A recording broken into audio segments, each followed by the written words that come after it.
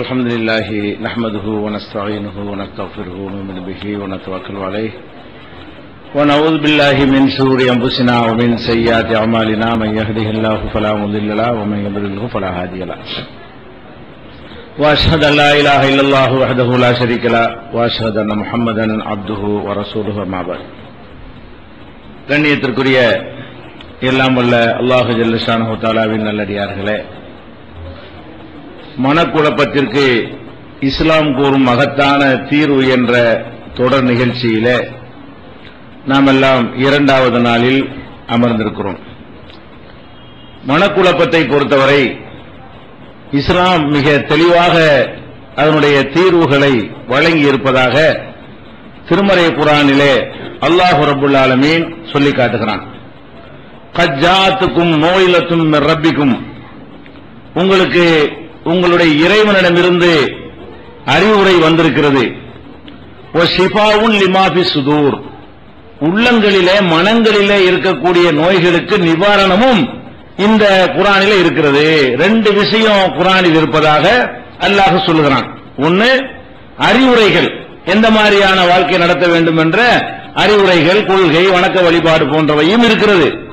வஷிஃபாஉன் லிமா ஃபி சுதூர், உள்ளங்கள்ல இருக்கக்கூடிய விஷயத்திற்குரிய நிவாரணமும் இந்த குர்ஆனிலே இருக்கிறது. அதெல்லாம் நான் உங்களுக்கு தந்திருக்கிறேன் என்று அல்லாஹ் சொந்தம் கொண்டாடுகிறான். வஹுதம் வரஹ்மத்தன் லில் முஃமினீன், மூமின்களுக்கு அருளும் இதில் இருக்கிறது, மூமின்களுக்கு நேர்வழியும் இதில் இருக்கிறது என்று குர்ஆனிலே இருக்கக்கூடியதை அல்லாஹ் பட்டியலிடும் பொழுது 4 விஷயத்தை சொல்லுகிறான். ஒன்னு அறிவுரை, இன்னொன்னு நேர்வழி, இன்னொன்னு அருள். நமக்கு தேவையான தலைப்பு அதில் இருக்கிறது. வஷிஃபாஉன் லிமா ஃபி சுதூர், மனநோய்களுக்கு நிவாரணம் இருக்கிறது, மனக்குழப்பத்திற்கு நிவாரணத்தையும் நான் உங்களுக்கு தந்திருக்கிறேன் அப்படிங்கிற நம்மளாவது இல்லாத ஒன்ற குர்ஆன்ல இல்லாத திணிச்சுலாம் சொல்லல, அல்லாஹ்வே சொல்றான். மனக்குழப்பத்துக்கு இங்கதான் தீர்வு என்கிட்ட தான் இருக்குது, படைச்ச எனக்கு தான் அது தெரியும் என்று அல்லாஹ் சொல்லி காட்டுகிறான். இது 10வது அத்தியாயத்தில் 57வது வசனத்தில் இதை நீங்கள் பார்க்கலாம். அதே போல யஷ்ஃபி சுதூர கௌமின் முஃமினீன், மூமின்களுடைய உள்ளங்களை உள்ளங்களுடைய நோய்களுக்கு இந்த குர்ஆன் நிவாரணத்தை வழங்குகிறது. இந்த குர்ஆன் உள்ளங்களுக்கும் நோய் நிவாரணம் தருகிறது என்று 9வது அத்தியாயத்தில் 14வது வசனத்தில் அல்லாஹ் சொந்தம் கொண்டாடுகிறான். அப்ப இந்த குர்ஆனை பொறுத்த வரைக்கும், இஸ்லாத்தை பொறுத்த வரைக்கும், அதனுடைய போதனைகளை பொறுத்த வரைக்கும் வெறுமனே வணக்க வழிபாடுகள் நின்று விடாமல் மனிதன் மனதை ஸ்டெடியாக, உறுதியாக, சரியாக வைத்துக் கொள்வதற்கு என்ன செய்யணும் என்பதையும் சொல்லித்தரக்கூடிய மார்க்கம் இது. இதை நம்ம முதல்ல பதிய வைத்துக் கொள்ள வேண்டும். இது எப்படி இஸ்லாம் இதுக்கு தீர்வு தருது என்றால், அதை ஒரு வரியிலையும் சொல்லிடலாம். ஒரே வரியில ஒட்டுமொத்தமான மனக்குழப்பத்திற்கு தீர்வு ஒரு வரியிலும் சொல்லிடலாம். அதை விரிவாக விளக்கமாக நம்ம எல்லா நாளும் பார்க்க இருக்கிறோம். ஒரு வரியில சொல்வதாக இருந்தால் என்ன, இஸ்லாம் இந்த மனக்குழப்பத்திற்கு சொல்லக்கூடிய தீர்வு உள்ளதை உள்ளபடி புரிந்து கொள்ளுதல். அது ஒண்ணுதான் தீர்வு.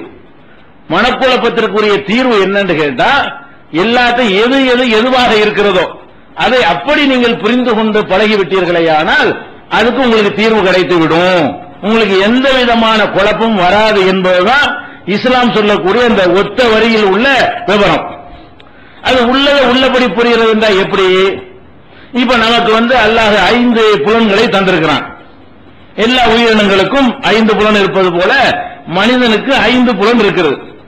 பார்க்கிற புலன்னா எதன் மூலமெல்லாம் நம்ம விஷயத்தை அறிந்து கொள்வோமோ அப்படியான ஒரு சக்தி 5 இருக்கிற. பார்த்து நம்ம சிலதை அறிந்து கொள்கிறோம், கேட்டு சிலதை அறிந்து கொள்கிறோம், மூக்கால் முகர்ந்து நறுமணங்கள், துர்வாடைகள் இதுகளை அறிந்து கொள்கிறோம், நாக்கால் சுவைத்து இனிப்பு, கசப்பு போன்ற அந்த சுவைகளை அறிந்து கொள்கிறோம்.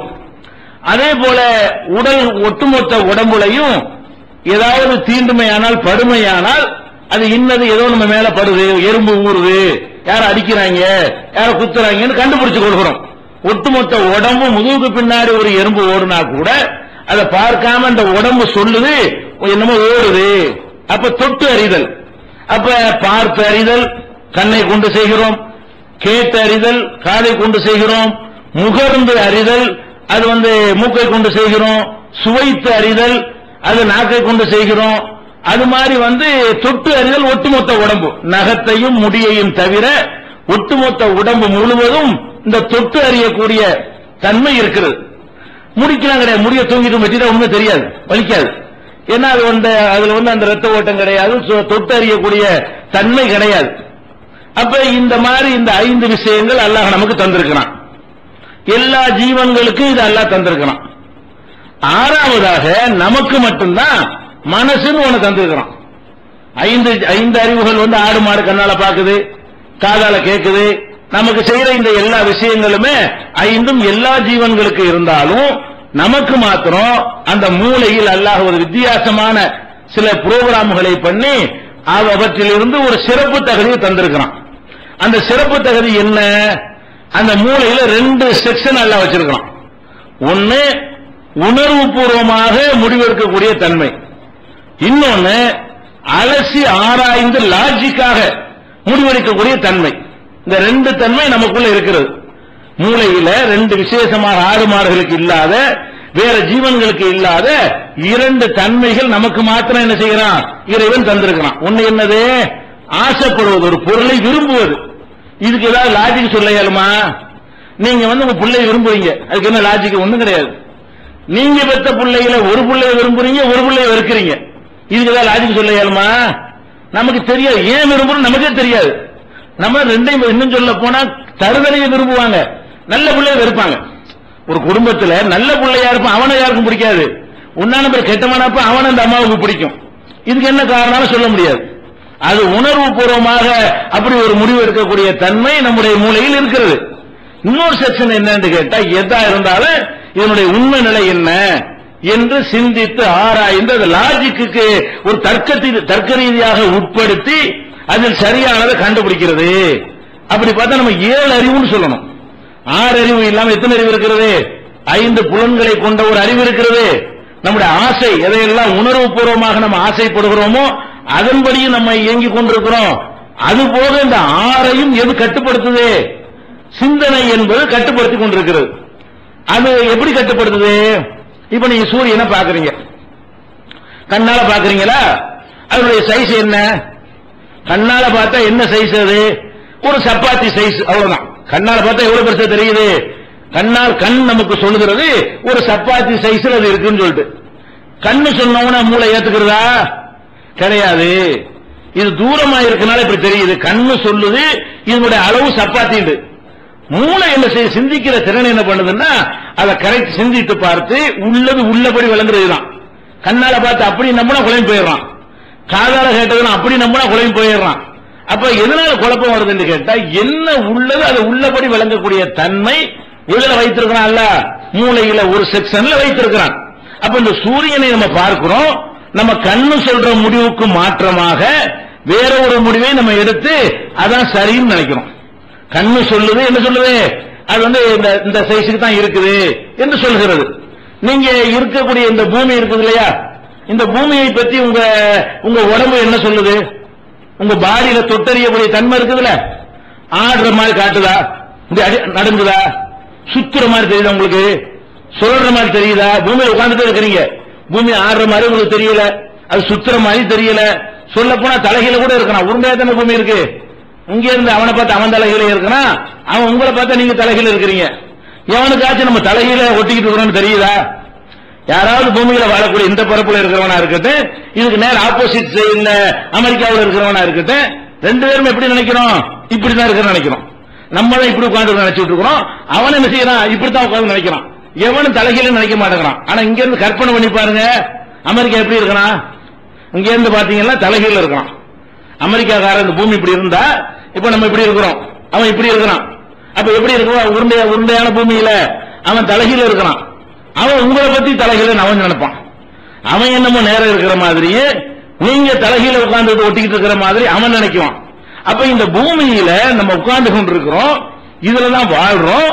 இதை பற்றி நம்ம கண்ணு சொல்றது ஒரு செய்தியாக இருக்கிறது, நம்ம காது சொல்றது ஒரு செய்தியாக இருக்கிறது, நம்ம ஒட்டுமொத்த உடம்பு சொல்வது ஒரு செய்தியாக இருக்கிறது. மூளை வேற செய்தியை சொல்லுது கிடையாது. இது 1000 மைல் வேகத்துல, ஒரு மணிக்கு 1000 மைல் வேகத்துல சுத்துது, சுழலுது, தன்னைத்தானே சுத்தமும் செய்கிறது, சூரியனை சுத்தி வருகிறது, உனக்கு தெரியலங்கிற இல்லைன்னு சொல்லாத என்று அந்த உண்மை விவரங்களை கண்ட உடனே கண்ணு சொன்னது அப்படி நம்பாம, நம்ம உடம்பு சொன்னது அப்படி நம்பாம, சுத்துற நமக்கு தெரியல, உடம்புக்கு தெரியல, அறிவுக்கு தெரியுது. இந்த பூமி சுத்துற உடம்புக்கு தெரியல. இல்ல, ஒரு பொருள்ல இருந்து உங்களை சுத்திட்டு என்ன செய்வீங்க? ஒரு குலோப் மாதிரி செஞ்சு, இந்த பில்டிங் அளவுக்கு செஞ்சு, அது மாதிரி ஒருத்தன் உட்கார வச்சு சுத்தி விட்டா என்ன ஆகும்? அப்படி இருக்கணுமா? அப்படிதான் தெரியல உங்களுக்கு. சுத்தினா நடக்கணுமா இல்லையா? சுத்தினா விழுந்துருவீங்க. உழுவாட்டா கூட இட்லிக்கு பிடிச்சி கட்டி வச்சுட்டா கூட சுத்துறது அவனுக்கு தெரியும். நம்ம சுத்துறோங்கிற அவனுக்கு என்ன செய்யும்? தெரியும். தலை ரங்கராட்டனத்தில் போனீங்கன்னா தெரியுதா இல்லையா? அது சுத்தி காட்டுறான், அப்படி சுத்துறான், அப்படி போறான, தலையில போற மாதிரி தெரியுதா இல்லையா? ஏன் தெரியல? அப்ப நம்மள்ட்ட மூளை என்ன செய்யுதுன்னு கேட்டா, பார்த்ததெல்லாம் அப்படி நம்பாது, கேட்கறதெல்லாம் அப்படி நம்பாது, உடம்புக்கு தென்படுறதெல்லாம் அப்படி என்ன செய்யாது, நம்பாது. அது என்ன செய்யும்? எடை போட்டு பார்த்து இது இதான் யதார்த்தமான ஒரு விஷயம். ஒருத்தன் ஜுரம் வந்துருச்சு, ஜுரம் வரும்போது அவனுக்கு 45 டிகிரி வெப்பம் இருந்தா கூட குளிரும். அவனுக்கு உடம்பு என்ன செய்யுது? குளிருதுன்னு சொல்லுது. மூளை என்ன சொல்லுது? டெம்பரேச்சர்லாம் கரெக்ட் தானே இருக்குது, உன் பாடியில வீக்கா இருக்குது, அதனால உனக்கு இப்படி தெரியுது. நமக்கு அது புத்தி சொல்லுது. நம்ம உடம்பு சொல்லுது சாதாரணமாக ஒரு 40 டிகிரினா கடுமையான வெப்பம். சில குளிர்ஜனம் அடிக்கக்கூடியவனுக்கு பாத்தீங்கன்னா 40 டிகிரில குளிர்ற மாதிரி இந்த உடம்பு தான் அவனுக்கு சொல்லுது. குளிர உடம்பு தானே உணருது. இப்படி நடுங்கிறான், என்னடா குளிருதுங்கிறான். நமக்கு ஏசி தேவைப்படுது, ஃபேன் தேவைப்படுது, அதே இடத்துல உட்காந்து எனக்கு குளிருதுங்கிறான். அப்ப இப்படி முரண்பாடா வரக்கூடிய நேரத்தில் சிந்தனை என்ன பண்ணுது?